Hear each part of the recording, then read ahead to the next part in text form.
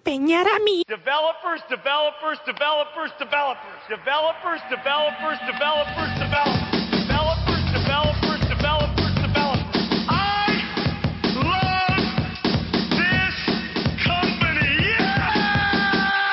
Impresionante. 3, 2, 1. This is what we're made for. Game over.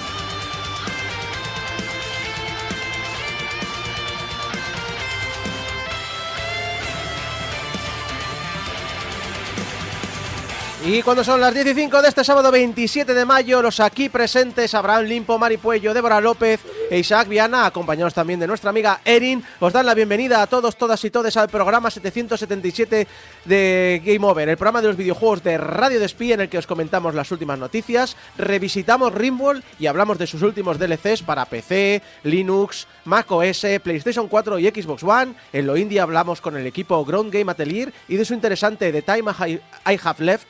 Y terminamos con la hora de las letras, donde Mari nos hablará de Grandmaster of the Demonic Cultivation de la autora Mo Xiang Tongxiu.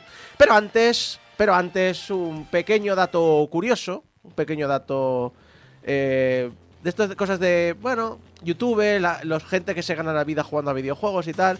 Según la organización japonesa de promoción de la distribución de contenidos en el extranjero, que suena algo muy soviético, por cierto. Sí, un poquito, no sé, ¿qué nos está pasando hoy? Además nos estamos modernizando, estamos hablando de youtubers. Uy, qué modernos. Solo es tecnología del 2005. Lo dicho, según esta organización japonesa, el uso de vídeos de gameplay en YouTube requiere, entre comillas, en principio, del permiso de los dueños de los derechos de estos juegos. Algo que quizá explica por qué Nintendo montó todo aquel paripé, no sé si os acordáis, sobre cómo usar los juegos de Nintendo y tenías que pedir su permiso, tenías que esperar a que te lo dieran y podían pasar una semana. Sí nos acordamos, sí. Madre mía la que lió. Pero lo que pasa es que Nintendo lo que tendría que haber hecho es aceptar que el resto del mundo no es Japón y Japón no es el resto del mundo. Está bien que hagas eso en Japón, sí. El resto del mundo quizá debería pensar otras reglas. Con la Switch se ha internacionalizado bastante. Y creo que con todo el lanzamiento de la película y demás, de hecho Nintendo está teniendo un reposicionamiento tipo Disney bastante más global. Esto no es un comportamiento específico de Nintendo, porque yo por ejemplo he visto varios youtubers que se especializan en el mercado de anime que últimamente están teniendo problemas porque creo que es Toei, la de One Piece, básicamente les banea constantemente los vídeos, aunque no los coloquen en Japón. Porque YouTube te da herramientas para no colgar los vídeos en Japón. Sí. Pero es igual, ¿sabes? O sea, es que creemos que se ha atisbado este vídeo en Japón, o lo ha visto un japonés, te baneamos el vídeo y te llevas un strike, o 5. O 20, sí. No, es una barbaridad. No, pues lo dicho, en principio no tienen derechos. Así que, bueno, lo dicho, las posturas de Nintendo y otras compañías ahora se entienden un poquito mejor. Y de hecho, Sega hasta el 2021 no lanzó unas líneas a seguir para que los streamers japoneses pudieran monetizar sus juegos tanto en YouTube como en Twitch. Porque claro, los streamers japoneses decían que el resto del mundo pueden hacerlo, las empresas occidentales permiten hacerlo, ¿qué nos ocurre en la industria japonesa? Es cierto que Japón mira mucho para su propio mercado. Japón mira mucho a su propio ombligo. Por ejemplo, volvemos a Sega, otra empresa que se está internacionalizando. Nintendo, una empresa que tiene su foco en el mercado internacional. Poco a poco lo están haciendo. ¿Por qué os cuento todo este rollo? que son cosas que a mí me gustan, pero a la mayoría de gente se la suda bastante. Eso, ¿por qué nos cuentas todo este rollo, Isaco? Porque si bien mucho contenido en Japón de YouTube sobre videojuegos no está monetizado, es decir, lo suben pero no pueden ganar dinero, o supongo que la dueña de los derechos será quien se lleve la publicidad, uno de los usuarios sí que estaba monetizando su contenido. Un hombre de 52 años de Nagoya. Entre otras cosas, en su canal pueden verse vídeos de Steingate, My Darling's Embrace, incluyendo su final.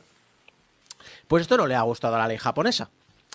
Ha sido arrestado por subir vídeos ilegales de videojuegos a YouTube. Me hace mucha gracia el concepto de he subido un vídeo ilegal de videojuegos a YouTube. Porque piensas, debe ser uno de violaciones, de violar la Convención de Ginebra, alguna cosa así. Bueno, eso también, a veces. Eso también, pero eso los dejan. No. Si es un videojuego no lo dejan, es que es eso. Puedes subirlo, pero no puedes monetizarlo. Porque ya sabes, no piratearás un stream. Exacto. A pesar de que el gameplay es tuyo, porque es obra tuya. Pero eso no lo entiende las No, compañías de pero videojuegos. es obra tuya fuera de Japón. Porque en Japón no se contempla la los derechos transformativos a menos que sea parodia. Por eso, una parodia hentai de un cómic es legal, pero no un vídeo no un streaming sobre un gameplay. Es legal entre comillas, porque es muy a pequeña escala. Y si te fijas, no los venden fuera de Japón. No, claro, porque El rollo decir- está cubierto por Exacto. unas cláusulas muy específicas. Es decir, es un, mira, si vas a vender 100 fanzines en una feria, no te vamos a decir nada. Si vas a vender 2000 fanzines en todo el mundo, vamos a tener un problema. Pero bueno, que sepáis que hay un hombre que por jugar a videojuegos y subir gameplays le han arrestado. Es cierto que subía más cosas, subió la adaptación anime del propio juego y también subía el anime de Spy Cross Family. Eso podría ser un poquito más... Héroe. Sí, sí. de la Héroe. gente que Madre Han mía. detenido al héroe. Lo de los spoilers se nos ha ido de las manos. Sí, sí. Le veo la policía llevándoselo esposado y el tío gritando ¡Gameplay o morir! ¡Gameplay o morir!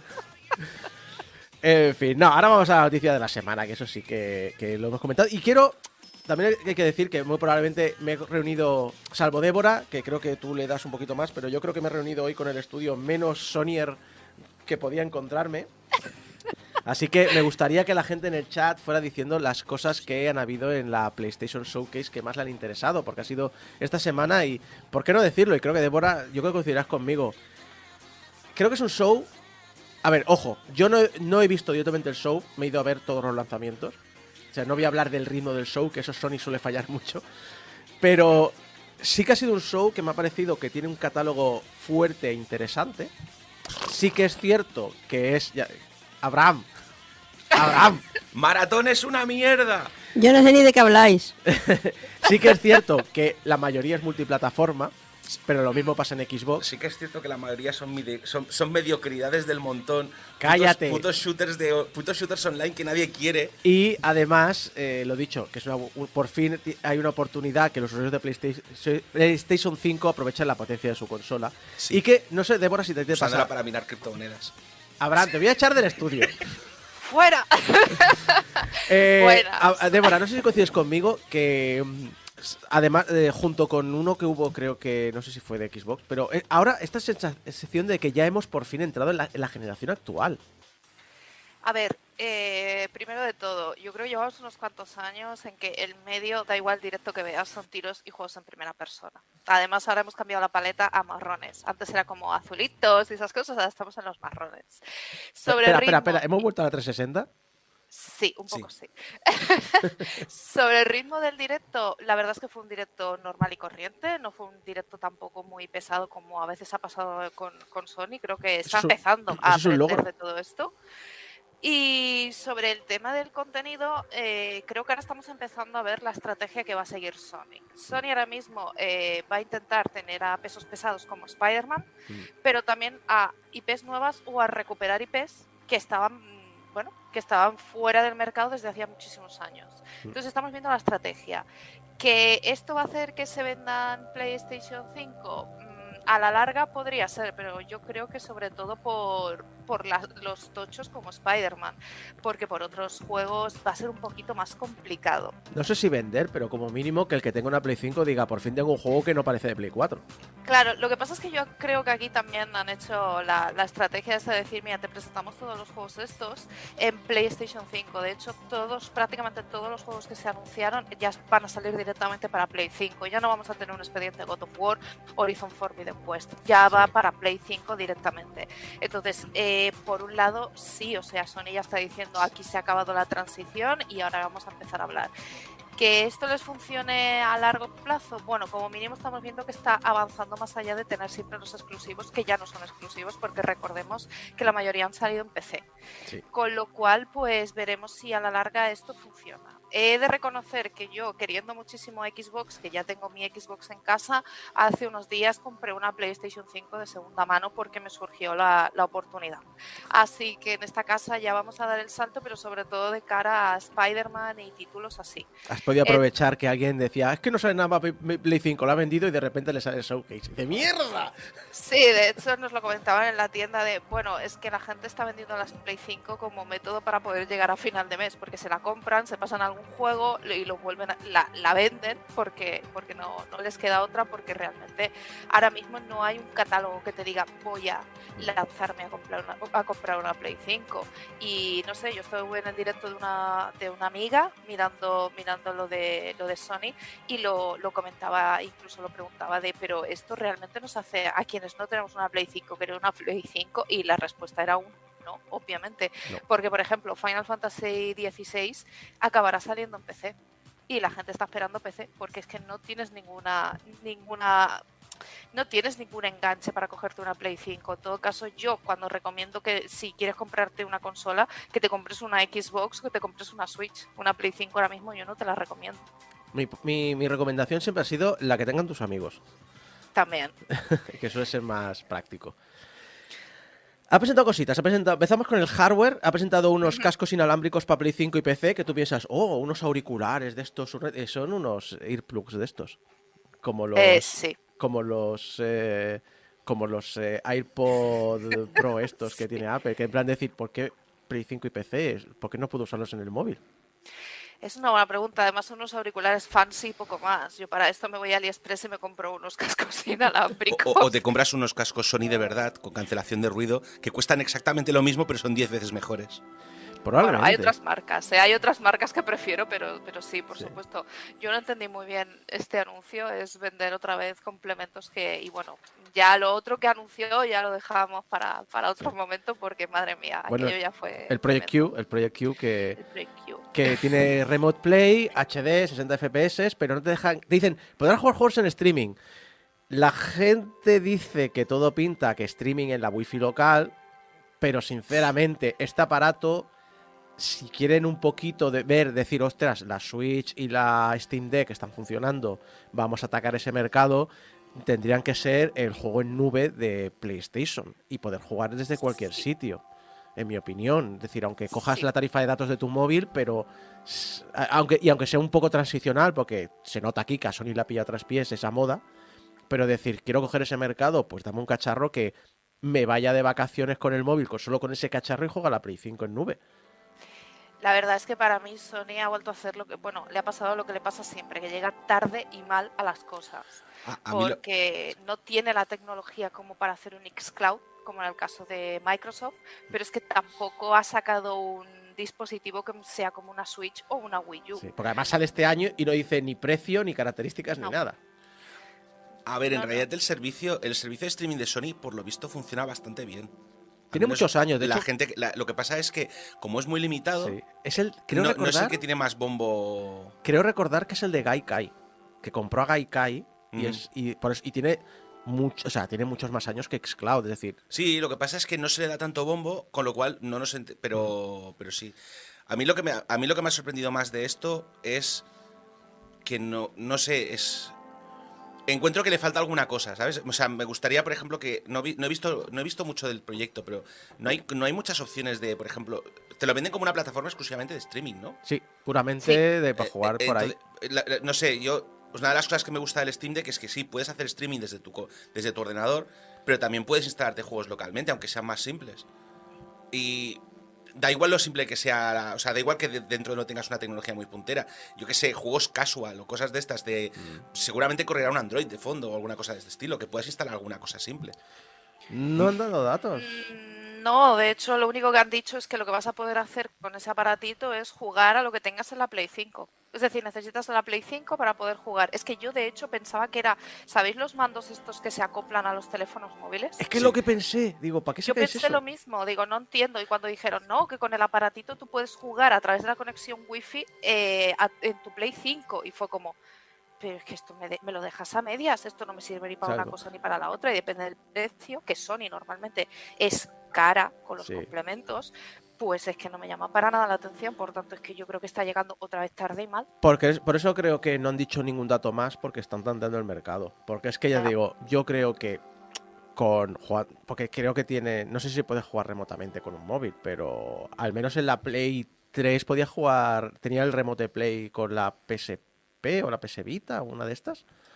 Tenías cosas así, es decir, más les vale que les añadan esas funciones de decir, mira, puedo jugar como si fuera un Steam Deck a los juegos que tengo en mi cuenta o a mi suscripción de PlayStation Plus o lo que sea. Porque ahí es donde dices, vale, me está sacando algo y me está sacando algo interesante.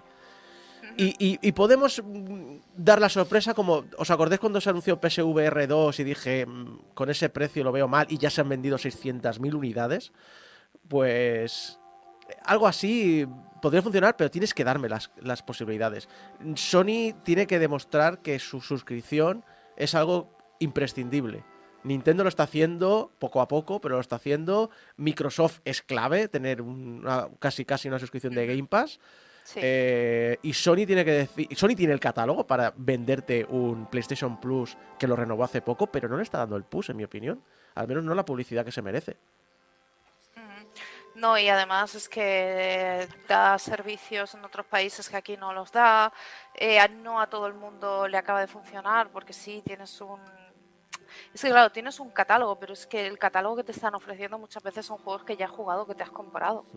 Un The Last of Us ya te lo has jugado y te lo has comprado probablemente. Entonces sí, yo entiendo que para una persona que a lo mejor empiece y necesite tocar el catálogo de Sony, tiene un qué, pero por ejemplo, para mí no.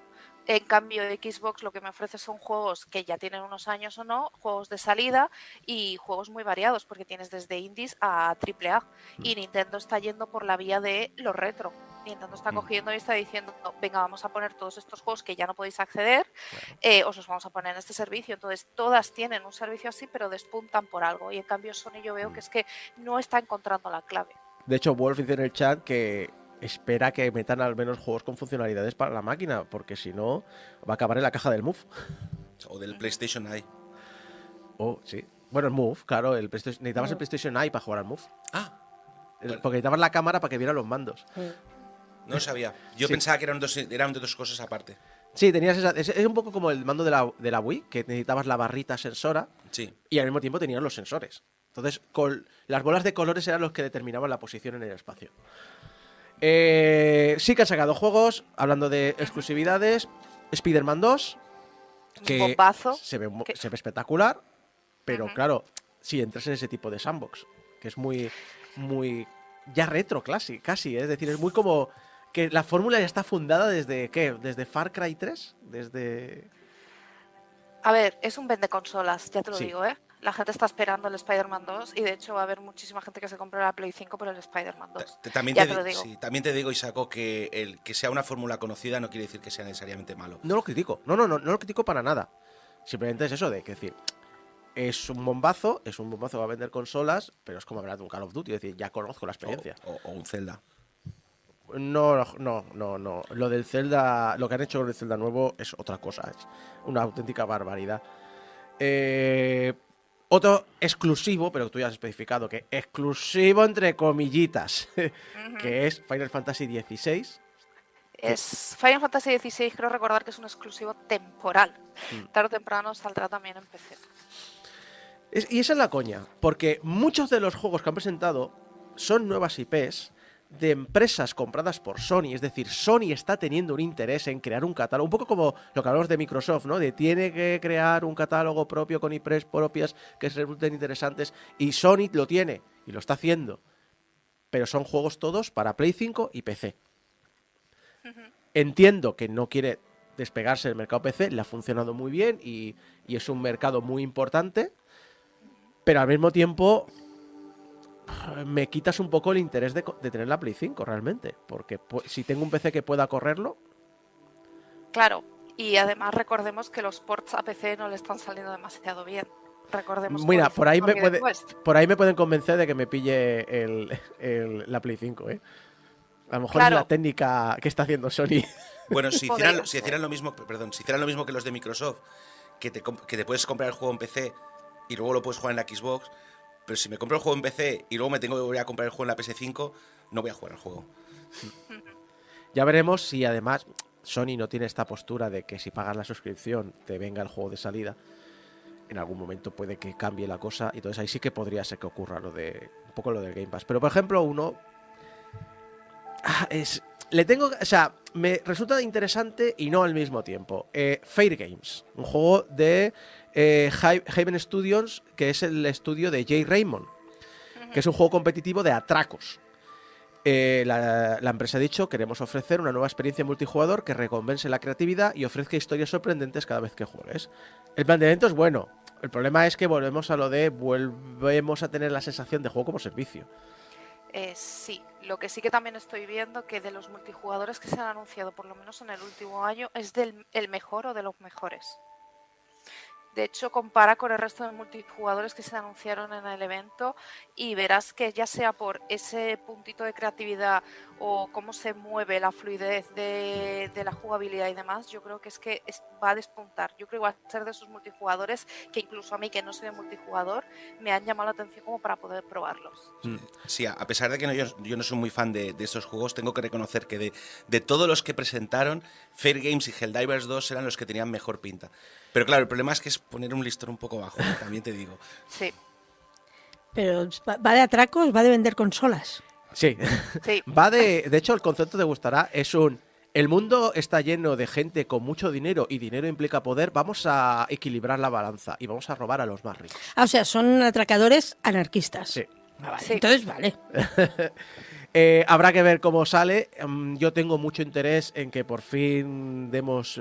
porque Jay Raymond parece que tenga el gafe y ojalá le sirva para despuntarse y pueda ya tener una estabilidad. Tiene un estudio que creo que no sé si pertenece a Sony o algo, pero al menos digo, mira, dejarla trabajar, Sí. porque cada cosa que se mete viene alguien de arriba y le rompe el estudio o le rompe la baraja. Tenemos Marathon, que sale para Play 5, Xbox Series y PC. Cuando lo comentaron, digo, hostia, me mola mucho la idea de que recuperéis una licencia de los 90, hasta que te dicen que es un PvP de extracción. Es decir, básicamente, pues, o poner una bomba o tomar una base o algo así. Y básicamente no tiene campaña. Dicen que va a tener mucho trasfondo cuando juegues, pero... Ese es el que más me ha decepcionado, porque tenía muchas cuando dijeron vamos a hacer, o sea, ya se había rumoreado que iban a hacer un remake de Maratón, pero yo esperaba que hicieran un remake de Maratón, es decir, como están haciendo con Sí. el Doom y compañía, una campaña de single player con un trasfondo interesante y tenemos otro shooter. De hecho, el Marathon original podría ser un System Shock. Sí, pero no, se han quedado en... Es que el multi es más barato de desarrollar y nos da más dinero. Secuelas, Dragon's Dogma 2, que creo que hay Sí. mucha gente con muchas ganas. Sí, sí. Alan Wake 2, que también hay mucha gente con muchas ganas. Assassin's Creed Mirage, que me recuerda mucho a los primeros Assassin's Creed. Eso Sí, está bien. coincidimos, sí. Concord, que es un juego de Firewalk Studios, que está formado por veteranos de Call of Duty y Destiny. Es un shooter competitivo con estética de ciencia ficción, muy colorista. La gente dice ochentero porque salen así rollito colores tipo neón, pero no sé yo. Y Phantom Blade Zero, yo creo que es otro de los que se ha comido el Twitter, porque recuerda mucho a estos juegos como Ghost of Tsushima y demás. Está hecho por un estudio chino, es .game, es un RPG de acción que recuerda un poquito a Dark Souls en la estética, pero también tiene Kung Fu, Steampunk y bueno, esta estética tétrica y oscura, y llama mucho la atención. Y Foam Stars, el juego de Square Enix, que es un shooter multijugador basado en la espuma, pensado en Splatoon pero con muñecos, y que en 6 meses Square Enix ya habrá cerrado los servidores porque son así de gilipollas. Básicamente tiene pinta de ser, lo siento, pero este juego cuando vi el trailer es cero esfuerzo. Muy regulero. Sí. No lo sé, yo lo que digo siempre, ponte 2 años a soportar tu producto como hizo Ubisoft con Rainbow Six Siege y entonces funcionará. Pero si crees que vas a vender más que Splatoon en Japón en un mes, lo llevas claro. Y Square Enix creo que es de las empresas que piensan eso. Y Helldivers 2, que nos presentó un tráiler rollo alistamiento con aires de fascismo y colonialismo, tipo Starship Troopers. Y creo que es el que más te interesó, ¿no? No, a ver, a mí el que más me interesó honestamente es el Dragon's Dogma, porque es single player. De los multis, a ver, por lo menos es cooperativo. La IP era una IP bastante interesante en su momento. Puede estar bien. O sea, básicamente no tienen que hacer mucho para que esté bien. Pero sigue siendo un multi, yo no voy a jugarlo. Es que ese es el problema. Y rápidamente, que se nos acaba el tiempo, al famoso remake de Metal Gear Solid 3, un montón más de juegos de DC, y yo creo que destacaríamos los indies, que eso que le Sí. den hueco a los indies está muy bien, sobre todo quiero de Plucky Squire, que le tengo ganas. Sí. Yo es que he leído toda la lista Sí. y en la lista solo veo un juego que parece bueno, que es Cat Quest Pirates of the Caribbean. Lo he visto y creo que te va a molar un montón.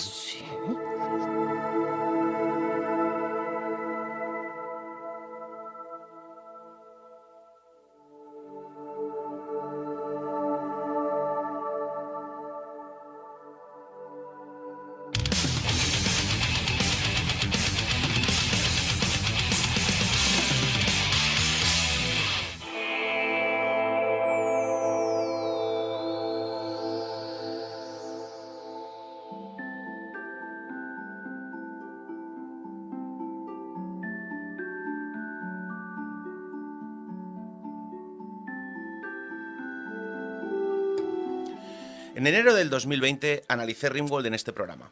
En aquel momento presenté las razones para analizar un juego que ya tenía 7 años de antigüedad, 5 de ellos en Early Access, en base a que, pese a que se había vendido bien, yo no veía la repercusión que esperaba en un juego que había tenido este nivel de venta. Es decir, dices, no sé, tendría que haber más cosas en YouTube, más cosas en... No había mucha cosa de prensa. Así que decidí romper una lanza y analizar un juego que ya en principio era un poquito viejo. Y bueno, han pasado 4 años. Aquí he acumulado otras 1000 horas de juego. ¿Cómo? Vale, de las 1700 que tenía cuando hice el análisis, 2700 y algo. Y 60 de ellas en las últimas 2 semanas, porque claro, ya sabes, es lo que toca, hay que analizar el juego, pues te pones. Te pones. Que luego te Un pones. ratico, te pones. Ratitos libres que tengo por ahí, minutitos sueltos. Sí, no, además es que estas semanas han sido muy estresantes en el curro, así que en cuanto cerraba el curro, abría el Rimworld. Así que... Pero bueno, y durante este tiempo, Tainan ha sacado 3 mods oficiales. La comunidad ha sacado como unos 3000. Bueno, o 5000, no estoy, perdí la cuenta a partir de cierto punto. Hay varios canales de youtubers dedicados a analizar el juego y a jugarlo. Y hoy tocará hablar de ello en Rimworld Revisitado.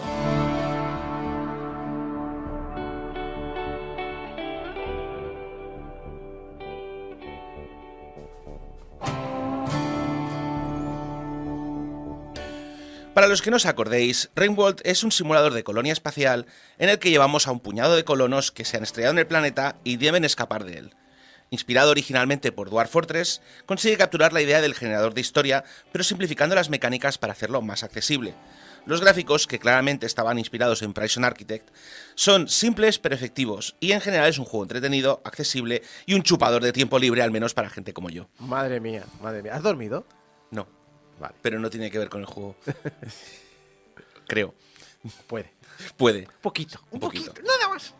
Durante estos años, Ludeon no se ha quedado parado. Tainan es el creador, Ludeon es el estudio. Y ha continuado el desarrollo del juego a través de mods opcionales, pero que en general incluyen mecánicas que la gente o bien había pedido o bien consideraban interesantes. El primer DLC oficial fue Royalty en febrero del 2020, un mes después de que hiciésemos el análisis. Creo que mencionó de pasada que estaba en camino porque ya lo habían anunciado, pero claro, en aquel momento no podía saber de qué iba a ir. El primer DLC incluye varias mecánicas nuevas, siendo las más importantes los poderes psiónicos y los títulos nobiliarios. Sí, puedes llevar a un noble en Rimworld. También puedes matarlos. Eso me interesa más. La revolución... Iba a decir francesa, no, la revolución colonialista. Correcto. También expande algunas de las facciones, los mecanoides, por ejemplo, para darles más chicha. Tras Royalty, los malvados robots del espacio... tras instalar Royalty, quiero decir, perdón, lo siento, es que me he confundido con mi propio guión. ¿Cómo decía eso? Eso creo que lo decía Rajoy. Rajoy, Es sí. que no entiendo mi propia letra. Pues tras instalar Royalty, los malvados robots del espacio a veces plantan fortalezas alrededor de tu campamento para hacerte la vida más difícil. Y por supuesto hay un final nuevo, en el que nuestros nobles y su síquito son inducidos en la corte galáctica y rescatados del horrible planeta donde quedaron atrapados. Sin embargo, y más importante, también incorpora muchos cambios en el juego principal para soportar las mecánicas de los DLCs. Cambios que los desarrolladores de mods iban pidiendo, siendo el más importante un sistema de quests y misiones que permita a los creadores de contenido ofrecer cadenas de historias. Ya habían salido mods que te permitían hacer algo parecido, pero claro, el problema es que no había un mecanismo específico para aceptar misiones, entonces lo hacían a través del sistema de eventos. Era un poco patillero y entonces al instalar, básicamente con la nueva versión, el sistema de misiones expandió enormemente ese tipo de juego que había. Mi opinión personal es que Royalty fue un experimento de Ludeon, una manera de probar las aguas con un mod que traía un poquito de todo sin ser excesivamente complejo. Y funcionó bastante bien, lo bastante bien como para que Ludeon contratase más personal y se embarcasen a crear más contenido de manera activa y regular para el juego. A mí personalmente me gustan algunas de las cosas que añade, pero en general tanto los poderes psiónicos como los títulos nobiliarios se me antojan fuera un poco de mi estilo de juego. Y resulta bastante caro tanto en tiempo como en recursos de investigar y crear las estructuras que necesitan los nobles. Porque básicamente son unos... bueno, básicamente es que no puedo dormir con mi dormitorio de 25 metros cuadrados, tiene que ser de 50. Y tú, ¿hay una guillotina? ¿Hay un mod guillotina? És que mira que sou pobres.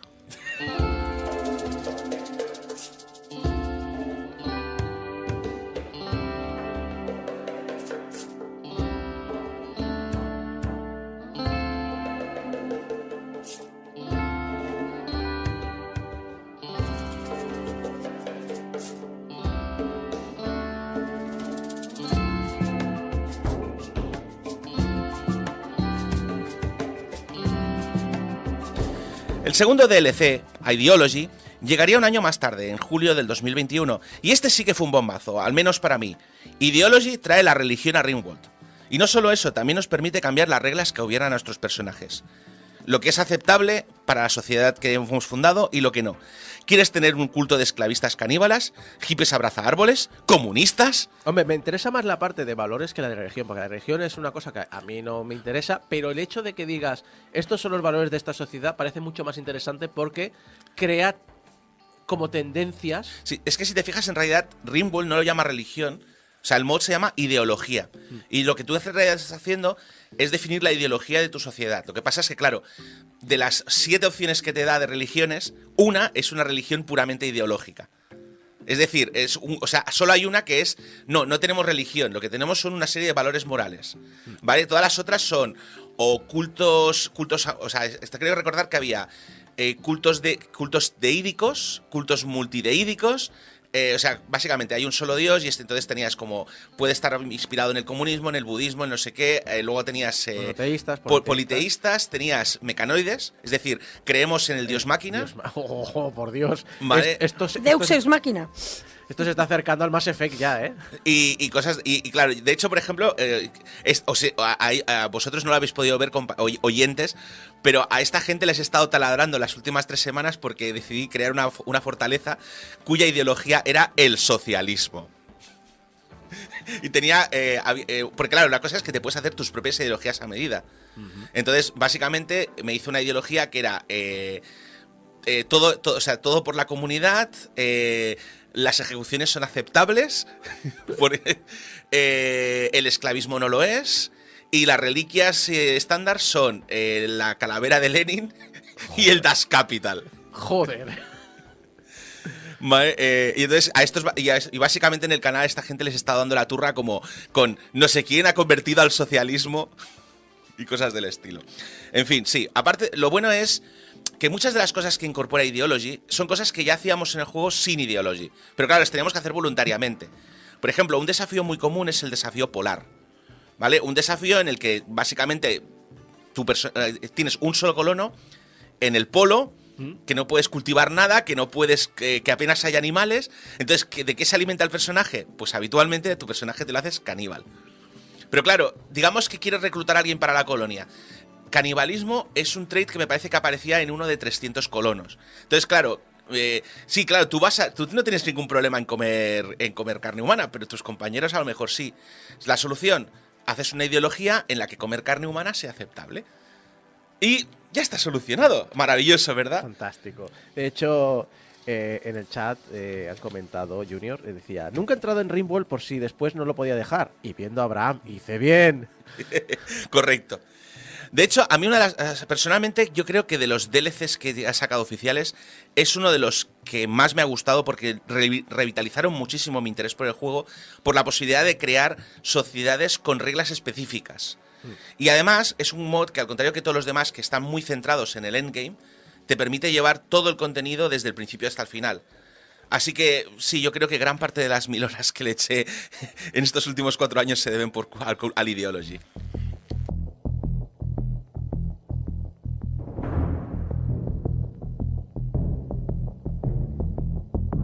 En fin, el último DLC que han sacado es Biotech, que salió en octubre del año pasado con un precio un poco más alto que los anteriores, con lo que me resistí bastante a comprarlo, especialmente sabiendo que si me lo instalaba iba a perder otras 200 horas de mi vida. Y el problema además es que añade 2 cosas que a mí no me llamaban especialmente la atención. La primera es tener hijos con colonos, que, bueno, está bien, pero teniendo en cuenta que se supone que la colonia tiene una duración como de 10 años, era como un poco raro, ¿sabes? En plan de cómo lo harán, ahora lo explicaré, pero era un poco raro, ¿no? Lo que pasa es que también tengo que reconocer que era algo que había pedido mucha gente y que no se podía implementar a través de mods porque requería cambiar cosas muy fundamentales en el interno del juego. La otra opción que añadían es mecanizar tu colonia con robots. Pero es que esto yo ya lo podía hacer con mods. Ya habían varios mods que habían salido, porque eso básicamente es crear un tipo de colono especial, pues que en vez de comer comida, come corriente y que no tiene ciertas cosas. No era complicado, por lo visto. Con lo cual ya habían implementaciones. Al final, y sabiendo que este año hablaríamos de Rimworld, pues me he instalado el juego, me la instalé a principios de mes, tras despedirme de mis compañeros y amigos. Sí. Lo vimos. Sí. Y bueno, tengo que reconocer que no está mal. La mecánica de reproducción y genética es muy interesante. Aunque personalmente el hecho de que la mayoría de razas no humanas tengan extremos que obligan a adaptar muy específicamente la manera de jugar al estilo. Por ejemplo, una de las cosas que no me ha gustado es que hay una serie de razas que requieren el consumo constante de drogas. Que no me parece mal, quiero decir, es un estilo, pero no es opcional. Es decir, si no consumen drogas se mueren. Y muchas de estas drogas están cerradas detrás de investigaciones que son muy costosas. Entonces, ya sabes que si vas a jugar con esas razas específicamente, no vas a poder hacer un juego. Vas a tener que hacer un juego específicamente a la consecución de ese tipo de cosas. Que no está mal, pero es como muy específico. Te tiene que gustar. Sí. Y por otro lado, tengo que reconocer que se reproduce muy rápido y muy eficientemente, ¿vale? A veces me gustaría poder dar, como que hubiera una orden que te permitiese decirles, no os reproduzcáis, que acaba de empezar la colonia, estáis desesperados, y yo entiendo que hay ganas de hacer ñaca ñaca, pero no sé, existe la marcha atrás, los condones, no sé, ¿sabes? Es como, no lo hagáis. ¿Vale? Además, el problema es que sí que hay cosas, sí que hay técnicas antirreproductivas en el juego, pero están como en el árbol tecnológico como hacia la mitad. Y requieren hacer una operación, porque básicamente las opciones que hay son ligamiento de trompas y vasectomía. Con lo cual, si no tienes las medicinas, si no tienes un hospital dedicado y estas cosas, la operación puede salir mal y tener una infección del copón. Yo recuerdo haber escuchado en algún reportaje que algunos anticonceptivos antiguos eran tripas. Ya, bueno, pero no lo usan. No tienes una opción de fabricar condones, ¿sabes? O sea, sí, es decir, no es que te falte material en el planeta. Pero no sé, se me hace... Bueno, básicamente es complicado, ¿sabes? Ya sé que es como muy... Abraham, está siendo muy controlador, si quieren tener hijos, que tengan hijos, pero... Es que es muy... el problema es que en el juego tener un hijo representa, con la vida real imagino, yo gracias a Dios no he tenido esas cosas, perder a un colono durante mucho tiempo. Y recursos. O sea, a uno... Es un explotador de esos que lo primero que le preguntan a los trabajadores es, ¿quieres tener hijos? Exacto. A ver, pero tú, yo pínsalo desde mi punto de vista. Acabas de ser, o sea, tus colonos acaban de caer en un planeta abandonado. ¿vale? Rodeados de caníbales, salvajes y violencia extrema. ¿Qué es lo primero que...? Vamos a tener un hijo. Piensa que cuantos más hijos tengan, más pueden darles a los caníbales. Exacto. Pues hacer sí. como los cuocas, que son muy bonitos, pero a la que hay un peligro, tiran a su criatura y se van corriendo. Oye, pues no lo había pensado. Creo que a partir de ahora lo voy a hacer. Sí, sí. Es barrera de protección, bebés. Bebés ahí en la... Y en cuanto a los robots, pues no me emocionan. Básicamente lo han hecho extremadamente complicado. Los robots no pueden funcionar independientemente de un humano.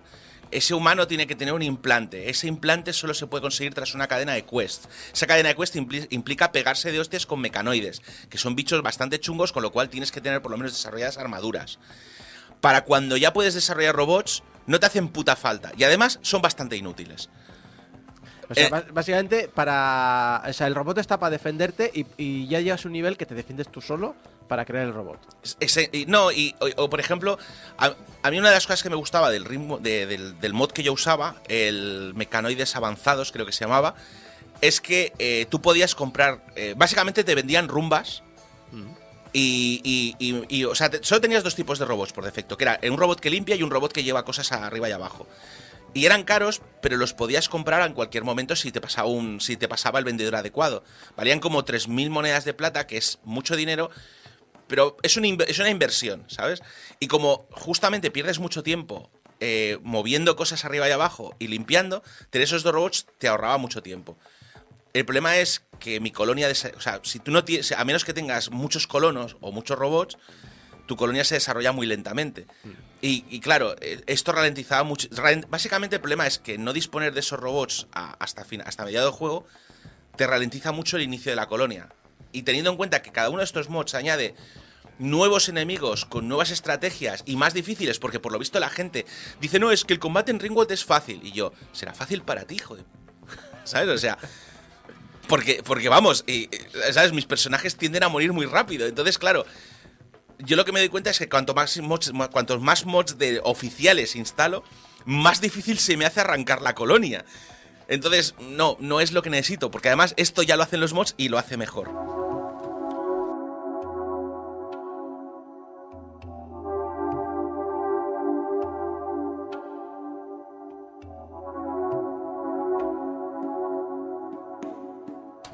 Pasemos a los interesantes. Los mods no oficiales. Me da miedo ahora. ¿Vale? Los mods en los que esencialmente la gente descubre que hay cosas que no funcionan en el juego, o cosas que se podrían hacer mejor, o cosas que simplemente nos podemos saltar. ¿Vale? Y de estos yo los divido como en tres categorías. Aquellos mods que esencialmente lo que te ofrecen son cambios de calidad de vida, cosas que te hacen la vida más fácil. Luego están los que añaden nuevos objetos que a veces pueden estar acompañados de una funcionalidad nueva, pero en general simplemente son más armas, más armaduras, más lo que sea. Y luego están los que modifican radicalmente el comportamiento del juego, ¿vale? Que estos habitualmente tienes que pensar ya que esto representa que vas a hacer no vas a estar jugando al Ringworld, sino vas a estar jugando a algo que corre sobre Ringworld, ¿vale? De los mods que yo no reconozco que no puedo vivir, de estos de calidad de vida, hay algunos que reconozco yo son un poco trampas. ¿Vale? Porque la cosa es, Ringworld ya es lo bastante largo. Una partida normal pueden ser, no sé, 80 horas. ¿Vale? Entonces... Lo que vendría a ser una campaña, ¿no? Sí, o sea, y claro, dices, si yo me puedo ahorrar, de estas 80 horas, me puedo ahorrar las 10 primeras, o como 10 horas en medio, ¿sabes? ¿Por qué no? ¿Vale? Porque yo lo que quiero es explorar el contenido del final, ¿no? El contenido del principio ya lo tengo muy visto. Sí. Entonces... también te os digo que Ringworld es un juego de un solo jugador. Si no os gusta cada trampas, os aguantáis. O no los hagáis, ya está. Vale, hay por ejemplo, así de mods que yo considero que son un poco trampa. Está los mods que te agrupan la piel y la carne en un solo subgrupo. Por defecto, Ringworld, cada vez que matas un animal es carne de ese animal. Lo cual es fantástico hasta que has cazado como 25 tipos diferentes de animales y tienes 25 pilas de un bloque de carne de conejo, un bloque de carne de caribú, un bloque de carne de dromedario. Hay un mod que lo que hace es agruparlos todos en carne. Tienes carne de animal, carne humana y carne de insecto. Porque tienen reglas especiales. Evidentemente, no todo, o sea, si comes carne humana, si no eres caníbal, te sienta mal. ¿Vale? Pero no vas a marinar igual una carne de caribú que una de dromedario. Ya, bueno, pues esta es la parte en la que tú pues no te instalas ese cheat, ¿vale? Y luego ya me dices cómo gestionas las pilas y pilas de carne. Vegetarianos. También es una opción, de hecho es una opción que añadieron en Ideology. Ideología, claro, sí. ¿Vale? Pero, por ejemplo, hay algunos mods que son como imprescindibles. Y me sorprende que no los hayan instalado, que no vengan por defecto instalados en el Rimworld. Que ya ni, o sea, un parche. Es un parche, literalmente. Hay uno que se llama sentido común. Me preocupa. O sea, sentido común. ¿Vale? Este hace que los colonos, por ejemplo, limpien la cocina antes de preparar comida. ¿Vale? O sea, porque en Rimworld, básicamente, preparar comida, si la preparas en una cocina que está sucia, se puede estropear y te sienta mal. Y entonces te pasas el día vomitando. No puedes dar órdenes a los colonos, ¿verdad? Puedo dar órdenes a los colones, pero claro, es hacer micromanaging al extremo. Hay un oficio que es limpiar, pero como normalmente tiene la prioridad más baja, pues nadie limpia. Entonces tú tienes la cocina que está hecha un desastre, que parece la mía. Espera, ¿son colonos o son compañeros de piso? Sí. Tú has oído hablar de Typhoid Mary, ¿verdad? Sí. Es que buscarla en Google. Empiezo a pensar que los Sims son más listos que estos colonos. Sí, lo son.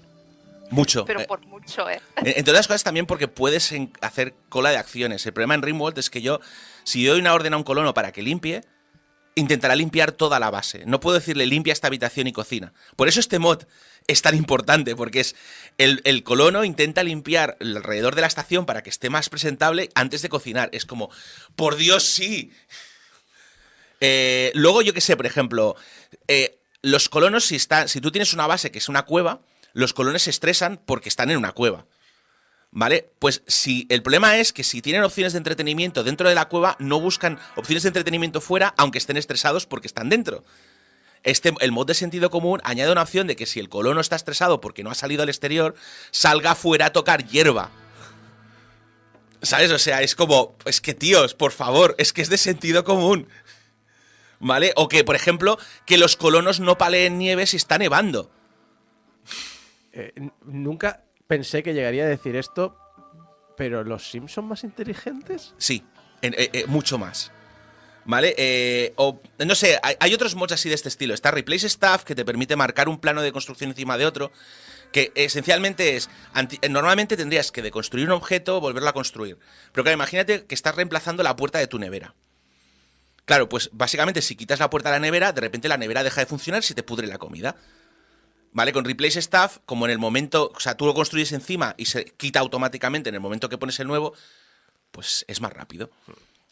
O Quality Builder, que te permite decir, es que quiero que esta cama sea de calidad excelente. Porque hay diferentes niveles de construcción que dan diferentes niveles de confort. Y claro, normalmente en el juego base tú tienes que construir como 50 camas y decir, vale, las que me han salido bien las pongo en los dormitorios.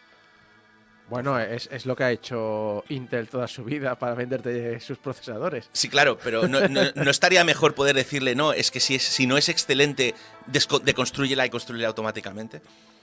¿Vale? No sé, son cosas de estas que te eliminan el micromanaging y hacen que sean más inteligentes que los Sims, como decís vosotros. Luego, por ejemplo, a ver, no voy a decir mucho de los que añaden cosas nuevas, añaden objetos solamente, porque son muy temáticos. Es en plan, ¿quieres jugar una partida de Ringworld con una ambientación medieval? Pues hay un mod que te añade muebles de estilo medieval y trajes medievales. De hecho, hay uno que me gusta mucho que te añade si quieres hacerte como una base vikinga.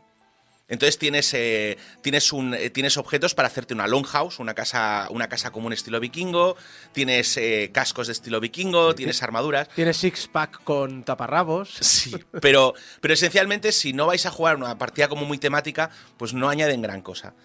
Y de los que añaden funcionalidades, ahí es donde está toda la chicha.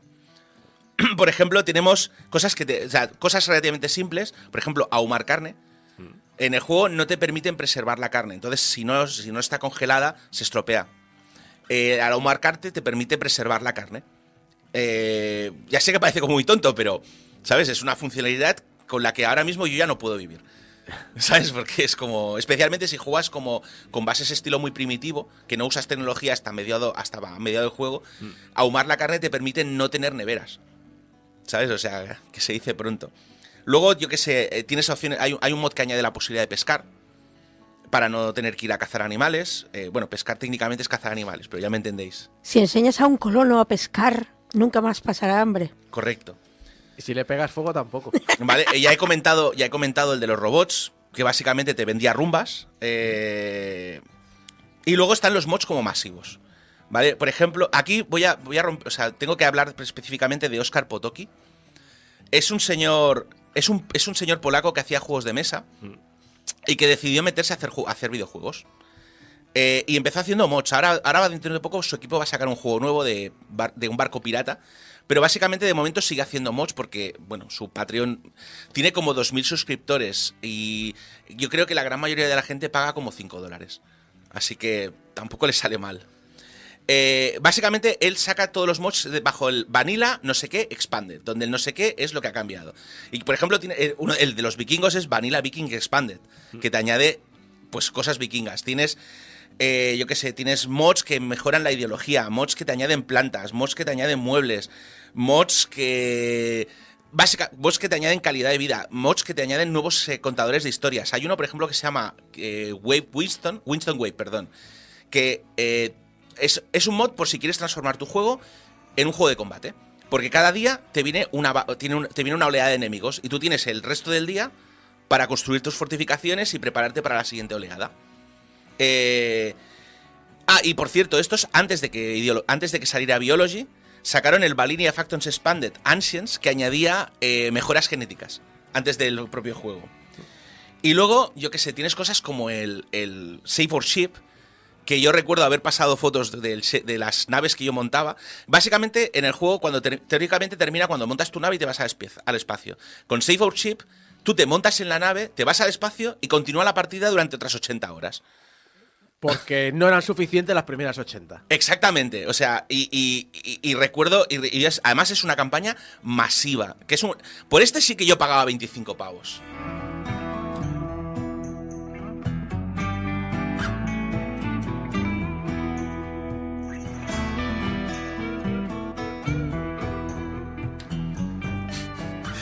En Ringworld hay rumbas, pero no saben ahumar carne, correcto. Básicamente, y por terminar, cuando yo analicé Ringworld me preocupaba que este juego perdiese fuelle rápidamente por dificultad para captar nuevo público. Al fin y al cabo, los simuladores de historia siempre ha sido una cosa popular, pero muy nicho al mismo tiempo.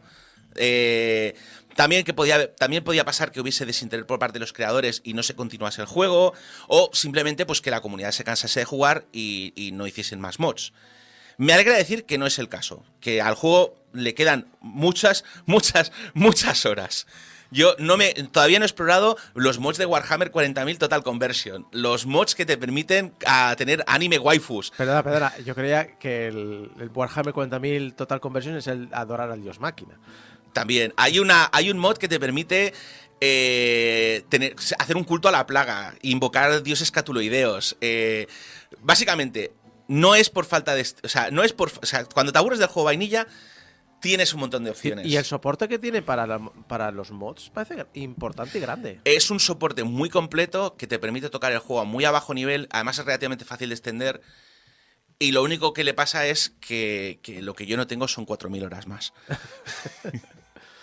Ya veremos, porque como te sigan sacando mods... Sí, como me sigan sacando mods, vamos a ir a más. Pero bueno, en fin, si no habéis jugado al Ringworld, jugadlo. Y si habéis jugado al Ringworld, instalad más mods. Nunca son suficientes. Nunca hay suficientes.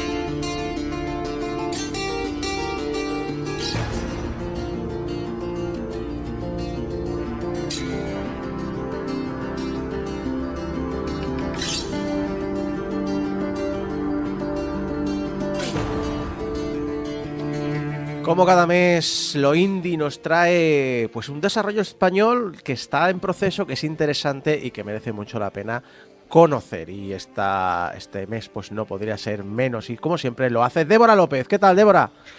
Buenos días a todos. Pues muy bien, la verdad, ha estado lloviendo, no sé qué tal por ahí. He estado preguntando antes en el chat y me han comentado que también estaba lloviendo en otras zonas de España, así que está Sí. bien, estamos En Ba- entre calor y lluvias. En Barcelona llovió solo el viernes. Bueno, aquí No, llevamos viernes no, unos perdón. Jueves. El jueves. Sevilla llevamos unos días, está pasando de hace muchísimo calor a hace mucho fresquito, no sé, es algo Bueno, curioso, ahí una ganáis primavera algo, ¿eh? curiosa. Sí. Pues nada, llegamos a otra sección de lo indie, entonces esta vez vamos a cambiar un poquito de registro porque vamos a hablar de una aventura de exploración con tintes RPG. Para ello tenemos en el estudio a Yite, que digamos que es el director creativo que se encarga de todas estas tareas, y Elías, director técnico de Ground Game Atelier, estudio barcelonés que ahora mismo está desarrollando The Time I Have Left. Os damos la bienvenida. ¿Qué tal? ¿Cómo estáis? Buenos días, encantados. Buenas, un placer. El placer siempre es nuestro. Pues vamos a empezar, pues, ¿qué tal es el equipo y cómo funciona también el tema del proyecto? El proyecto de Time I Have Left, como he comentado antes, empezó como un proyecto personal tuyo, Yite, teniendo como objetivo otorgar el mismo valor a todos los aspectos del desarrollo, según comentáis en vuestra página web y en la información del press kit.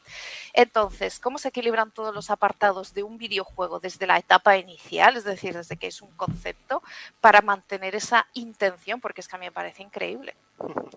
Bueno, la premisa inicial, realmente el proyecto cuando empezó tenía unas aspiraciones mucho más humildes de lo que ha acabado siendo, o bueno, lo que acabará siendo cuando acabemos. El proyecto ha crecido mucho desde entonces. Pero bueno, el proceso que seguimos es principalmente partir de un mismo concepto troncal para todo, para todas las facetas, digamos, para lo que es la historia, la parte visual, la música y demás. También para el diseño de jugabilidad. Y poco a poco, a medida que vamos desarrollando esas partes, pues eso va como conformando, digamos, la esencia del propio juego. Entonces, para ello, pues tenemos un montón de documentación muy extensa. Pasamos por una fase de prototipo también para evaluar, digamos, lo esencial que queremos y podemos conseguir. Y a partir de ahí, una vez establecemos esa línea general, las distintas partes pues se derivan a los otros miembros o los colaboradores y colaboradoras externos que tenemos también para que las eleven con su buen hacer.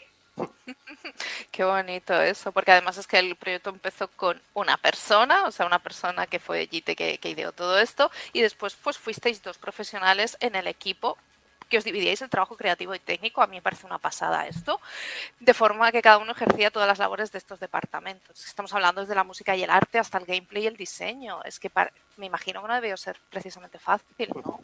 No, fácil no ha sido. Es bastante agotador y a ratos puede ser frustrante, pero a la vez pues también cuando las cosas salen es muy gratificante. Esto es algo que compartimos, creo, todos los indies, seguro. Sí. Y hoy en día creo que lo más duro de todo lo que has comentado, lo más duro es los trámites y gestionar el día a día del estudio. Es la tarea más La burocracia. ardua. Exacto. Uf. Sí, El sí. papeleo de llevar una empresa, porque a fin de cuentas un equipo de desarrollo al final acaba siendo una empresa, ya lo comentaremos después. Pero claro, también habéis hablado de que ahora mismo pues contáis con personas colaboradoras y contáis, pues no sé si habéis podido ampliar el equipo, teniendo en cuenta que he estado ahí bicheando un poquito vuestras redes sociales y documentándome, y habéis cosechado bastantes méritos e incluso premios en citas nacionales e internacionales del videojuego. Entonces, ¿esto ha permitido que hayáis ampliado el equipo o seguís siendo las mismas personas? Pues mira, gracias a lo que comentas, hemos podido crecer un poquito y mejorar nuestra estructura de trabajo y demás. Ahora somos 4 miembros, no somos 2, hemos ampliado, hemos duplicado, lo que nos permite, pues aparte de producir más rápido, pues delegar más y gestionar mejor también, tanto al equipo interno como al equipo externo que comentaba antes. Elías y yo hemos trabajado muchísimo en este proyecto, pero siempre desde el principio hemos contado con un equipo externo de colaboradores y colaboradoras con el que no podemos contar tanto como nos gustaría, pero sin su participación tampoco habría sido posible llegar hasta aquí. Entonces este año hemos ampliado todavía más este equipo, no solo el equipo interno, sino el equipo externo. Y estos cambios yo creo que se apreciarán bastante dentro de poco cuando mostremos en qué hemos estado trabajando estos últimos meses. Guau, hay ganas, que sepáis que hay ganas de saber. Gracias. Además bueno, de haber ampliado el equipo y de haber contado con colaboradores y demás, habéis tenido también, creo yo, apoyos y que habéis entablado a lo largo del desarrollo del videojuego, desde que empezasteis hasta después. Por ejemplo, habéis contado con la incubadora Game Barcelona y Epic Mega Grand. ¿Qué valor y qué peso han tenido esos apoyos y esas colaboraciones en lo que es en el estudio y en el proyecto? Pues mira, desde el principio sabíamos que producir un juego como The Time I Have Left a tiempo completo y sin fondos iba a ser prácticamente imposible. Así que desde el principio nos volcamos en intentar encontrar apoyos que nos pudieran ayudar a llevarlo a cabo. Y desde el primer momento fuimos a eso, y eso es lo que nos abrió precisamente la puerta tanto a Game Barcelona como a la obtención de este Mega Grant. Sí, perdón, Elías. Sí. Bueno, Game Barcelona fue un paso bastante importante, especialmente a nivel nacional. Llevamos tiempo trabajando juntos, pero la realidad es que no nos conocía nadie. Y nos lo pasamos muy bien, pero justo fuimos en el 2020, año COVID, tuvimos una experiencia bastante única en el programa. Así que, bueno, estuvo bien. Y bueno, ese Mega Grant que comentábamos sí que fue troncal para que nos acabáramos constituyendo como estudio, y nos ha servido precisamente también para legitimar el título delante de publishers y de ferias y demás. Y de hecho tardamos casi un año en recibirlo. Wow. Un año. Sí, un año. De hecho, cuando nos dieron la noticia de que nos lo concedían, estábamos a punto de abandonar el proyecto. Así que realmente sí que fue algo que fue importante. Fue la salvación, ¿no? O sea, fue bueno, hemos recibido esto y menos mal, podemos seguir adelante. Nosotros vamos un poco así siempre. Yo creo que en general los desarrollos indies van un poquito así, como habéis comentado antes. O sea que, para ponernos un poco en contexto, ¿qué es esto de Epic Mega Grant? Sí, pues mira, esto es una Epic Games, no hace falta ni que los presente, menos en este programa. Tienen un programa en el cual tú pues, puedes presentarles un proyecto que puede estar o no realizado en Unreal, pero bueno, tienes que presentar, es como hacerles una especie de presentación de lo que estás trabajando y un plan de qué necesitas y en qué lo vas a utilizar. Entonces ellos evalúan si el proyecto es viable, y si les interesa, pues aportan unas ayudas económicas que no son, no hace falta retornar, digamos, son como unas ayudas desinteresadas. O sea, Epic hace cosas desinteresadas de vez en cuando también.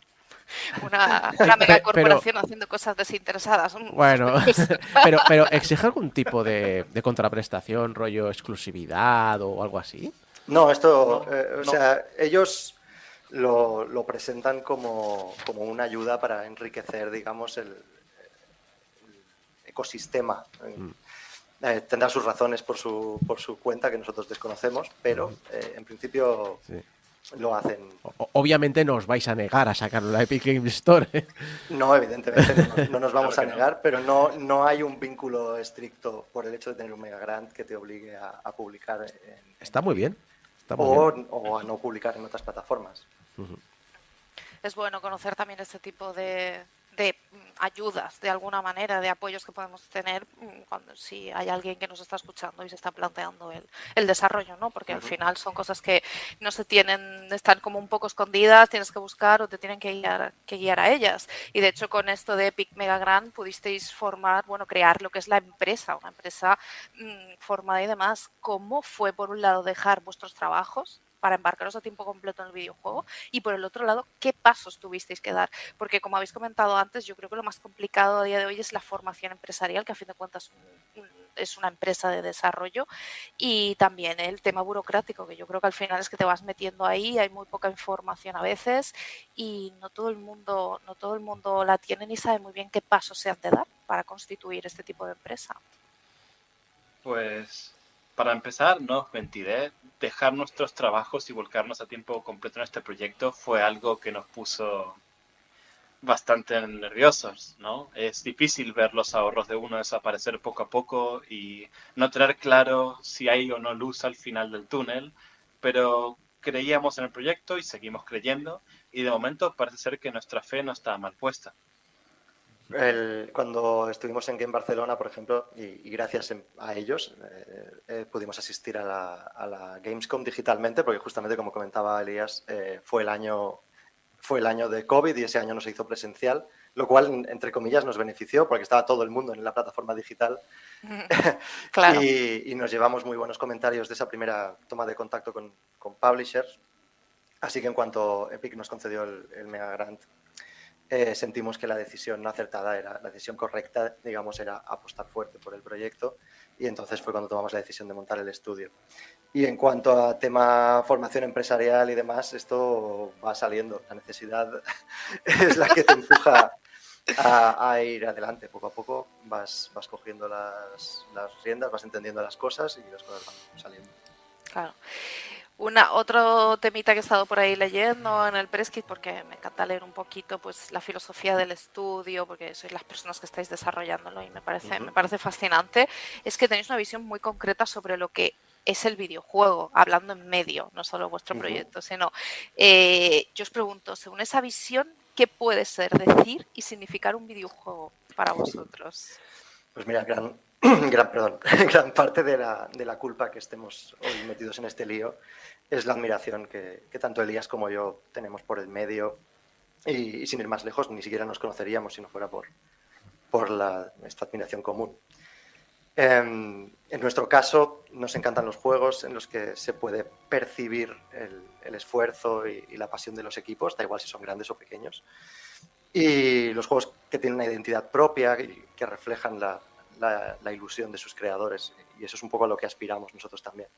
Por nuestra parte, intentamos transmitir todo lo que hemos aprendido de nuestras experiencias hasta ahora y a la vez incorporar siempre algo único que pueda sumar. Un poco la filosofía general del estudio. Ay, la verdad es que me encanta, me emociona un poquito y todo. Precisamente, así habéis dado vida y estáis dando vida a vuestro proyecto, The Time I Have Left, que es una aventura de exploración dependiente del tiempo con tintes RPG. La protagonista es Aline, no sé si lo dijo bien, perdón. Aline, es correcto. Aline, vale, perfecto, bien, gracias. Una mujer afectada por el miasma, un fenómeno que lleva a la muerte segura, que debe de escapar del complejo subterráneo Colonia 7. En este caso, teniendo en cuenta que con tintes RPG, que el elemento del tiempo es tan importante, ¿cómo vivirá el jugador, que será responsable de guiar a Aline, la implementación del elemento del tiempo en toda esta jugabilidad? Porque yo creo que debe de ser contundente haber incluido esto en un videojuego. Pues el gameplay es una exploración tercera persona con cámaras sobre raíles y cámaras fijas. Piénsalo como un estilo de los viejos Resident Evil o algo por el estilo, para darte una idea de cómo se ve mientras estás jugándolo en la exploración. La funcionalidad del tiempo es menos un I'm running out of time, sino un The time I have left. Se trata de aprovechar el tiempo que nos queda, no estresarnos, ir a tropezones. Puedes pensar en la estructura como una especie de escape the room, en el que estás cada nivel es una zona extensa que tiene diferentes objetivos y diferentes problemas por solucionar. Quieres ir hasta la siguiente zona y tienes un cierto tiempo para conseguirlo. Y la gracia es pensar qué quieres hacer con el tiempo que tienes en ese sitio. No es que el tiempo te va a estar agarrando del cuello y impidiéndote avanzar y tal, sino de que puedes pensarlo, aprovecharlo, gestionarlo, ese tipo de cosas. A mí es que me suena muy potente, de verdad, porque es lo que decimos, normalmente es el estrés ese de, bueno, vamos a ver qué hago ahora, Sí, y los puzzles, todos hemos jugado a puzzles de estos de tienes un tiempo límite para resolverlo y si no mueres estrepitosamente. Es que claro, la Pero idea esta de que tienes una enfermedad te da la sensación de Claro. que siempre vas como detrás de algo que no llegas. Correcto, esto es algo que estamos trabajando mucho ahora para transmitirlo como queremos realmente, que es que el tiempo, el objetivo es gastar el tiempo en las cosas que realmente importan, que es en explorar este espacio y encontrar O sea, podrás completar el nivel en menos tiempo del que nosotros vamos a darte para que lo explores, pero el objetivo, la gracia será que lo gastes al máximo, que encuentres todo lo que puedas en ese tiempo. Wow. Tengo cada vez más ganas de jugarlo. No, la filosofía me gusta mucho el plantearlo de esa manera, Abraham. A mí me recuerda un poco, no sé si te acuerdas de Unsighted, que creo que analicé hace 2 o 3 años, que también el personaje todos tenían como una especie de enfermedad y la cuestión no era voy a pasarme el juego porque tengo un tiempo límite, sino cómo aprovechar lo que me queda. Sí. Pues además de todo esto que hemos comentado del tiempo, que estará presente en la jugabilidad, el videojuego también tiene tintes RPG, lo cual, oye, a mí ya me habéis ganado más, o sea, cada vez me vais ganando más. Es más, decís que fue concebido como una carta de amor a los clásicos experimentales y olvidados del pasado de la historia de los géneros RPG y aventura. ¿Cómo habéis trasladado este amor a ese tipo de juegos al título para, por ejemplo, adaptarlo pues a la época actual, ¿no? Adaptar el sistema por turnos a la época actual o para que sea accesible a jugadores que no han vivido esa época o a lo mejor no han tocado esos juegos? Pues hoy en día muchos juegos por turnos tienen bastante éxito y excelente crítica, como podría ser el Yakuza Like a Dragon o la saga Persona. Nuestro objetivo es ser un puente de unión entre el género de RPG y el de aventuras clásico. Buscamos que nuestras mecánicas sean frescas, pero fáciles de comprender. Por ejemplo, tenemos esquivas dinámicas, habilidades equipables, un cierto énfasis en gestión de recursos. Sobre clásicos que nos han inspirado, hay tantos que es difícil contarlos. Sí. ¿Tienes algo que quieras decir al respecto, Gite? Sí, bueno, mucha gente ha percibido matices de juegos que nos encantan, algunos bastante extraños, bastante nicho, en The Time I Have Left, pero nuestra intención, digamos, es más evocar a los clásicos en general, planteando como una versión moderna, ¿no? Intentamos modernizar un poco y manteniendo nuestra propia identidad. Así que no miramos solo en una sola dirección, sino que además de los montones de RPGs y juegos de aventura que obviamente que nos inspiran, pues nos gusta mirar con especial cariño a juegos con poca trascendencia, juegos fantásticos pero con poca trascendencia. E intentamos valorar qué funcionaba mejor en esos juegos y por qué creemos que no llegaron a trascender y aprender un poco de eso también. Y para que veáis si hay influencias disparatadas, pues el primer borrador de gameplay nació de Outrun, que hoy en día no puede decirse que el proyecto se parezca mucho, pero fue el punto de partida del proyecto. Es muy chulo cuando ves que una idea evoluciona y evoluciona sobre sí misma y se convierte en algo completamente diferente, pero que mantiene el mismo espíritu.